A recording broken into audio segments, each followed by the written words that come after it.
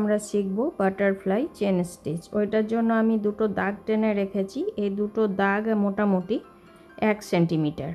আর এইখানে এই দাগগুলো এইখান থেকে এইখানে আমি মোটামুটি 1 সেন্টিমিটার করে একটা করে ছোট ছোট দাগ লাগিয়ে রেখেছি। তারপরে এই 1 সেন্টিমিটারের মধ্যেখানে আমি আর একটা 0.5 সেন্টিমিটারে একটু করে দূরে বাইরের দিকে দুটো করে ডট ডট দিয়ে রেখেছি। এটা শুরু করছি এইভাবে। এইখানে যে বড় ডট দিয়েছি তার নিচে আমি এই যে লাইন দিয়েছি সেখানে একটা ছোট্ট সেই দুটো লাইনের মধ্যেখানে একটা এইরকম হচ্ছে স্টিচ।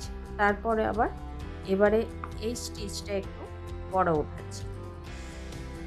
তারপর আবার এইটা যেমন উঠিয়েছি ওই রকম একটা স্টিচ ওঠাচ্ছি। তারপরে এই যে আবার দুটো বড় দিয়ে রেখেছি, তার আগে ছোট দেব। প্রথমে এরকম একটা ছোট স্টিচ নিচ্ছি, তারপর আবার একটা বড় স্টিচ নিচ্ছি,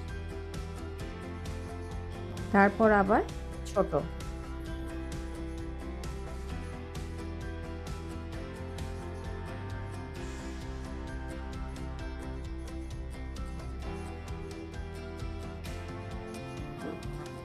এগুলো বর্ডার হিসাবে বিভিন্ন জায়গায় ইউজ করা যাবে। এগুলো একটু যেখানে চওড়া বর্ডার লাগবে সেই সব জায়গায় দিলে এগুলো দেখতে বেশ সুন্দর লাগবে।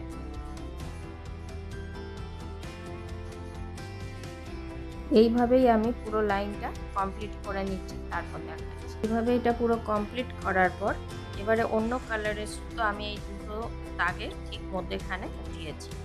এবারে এই তিনটেকে নিয়ে আমি এখানে চেন স্টিচ দেবো।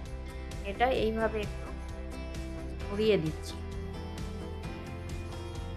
তারপর আবার এই তিনটেকে ঢোকাচ্ছি, এই তিনটেকে আবার এইভাবে ঘুরিয়ে দিচ্ছি।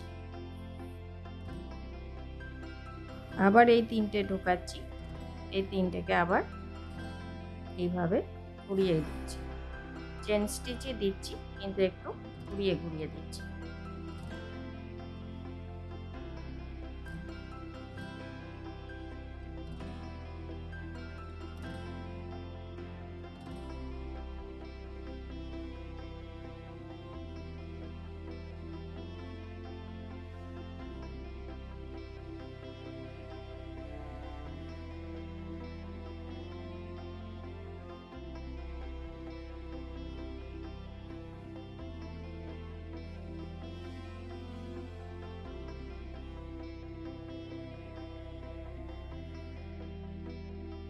এইভাবে করার পর এখানে আমি এটাকে ঢেকে দিচ্ছি।